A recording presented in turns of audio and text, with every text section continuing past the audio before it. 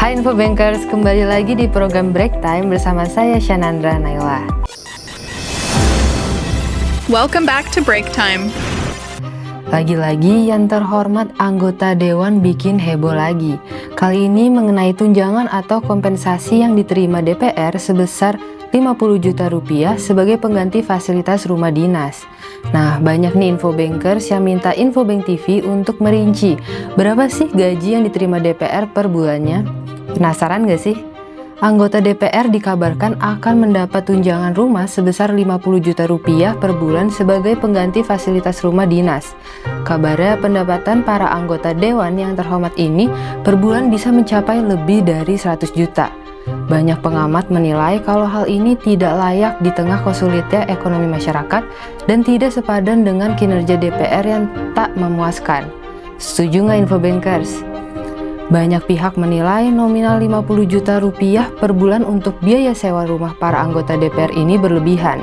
Menurut ICW, pemberian tunjangan ini merupakan pemborosan anggaran hingga 1,74 triliun rupiah dengan asumsi 50 juta rupiah dikalikan 60 bulan untuk 580 anggota DPR yang menjabat. Padahal pemerintah katanya saat ini mengklaim tengah melakukan efisiensi anggaran. Berapa sih gaji yang diterima para anggota DPR? Dalam surat edaran Setjen DPR RI nomor KU 009414 DPR RI 12 tahun 2010 dan pada surat Menteri Keuangan nomor S520 MK02 tahun 2015, para anggota dewan ini mendapatkan tunjangan sebagai berikut. Tunjangan yang melekat anggota DPR.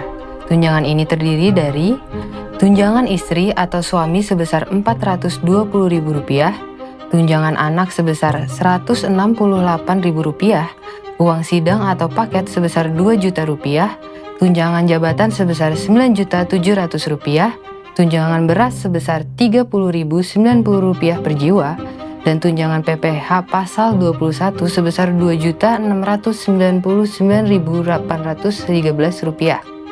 Selain tunjangan yang melekat tadi, para anggota dewan juga mendapatkan tunjangan lainnya yang terdiri dari tunjangan kehormatan sebesar Rp5.580.000, tunjangan komunikasi sebesar Rp15.554.000, tunjangan peningkatan fungsi pengawasan dan anggaran sebesar Rp3.750.000, bantuan listrik dan telepon sebesar Rp7.700.000, dan asisten anggota sebesar Rp2.250.000.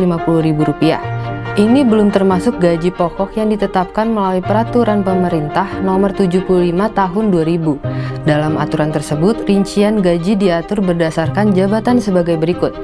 Ketua DPR sebesar Rp5.040.000, Wakil Ketua DPR sebesar Rp4.620.000, dan anggota DPR sebesar Rp4.200.000.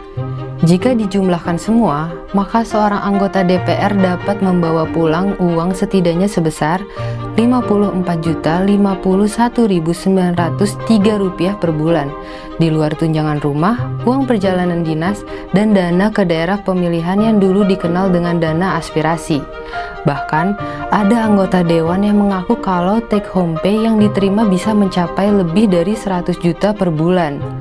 Nah, yuk kita bandingkan dengan kinerja DPR yang salah satunya bisa dilihat dari tingkat kepercayaan publik.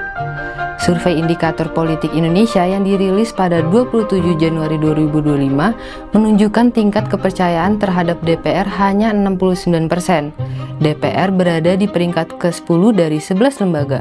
Posisi terendah dihuni partai politik dengan 62%. Nah, gimana pendapat Infobankers? Tulis di kolom komen ya.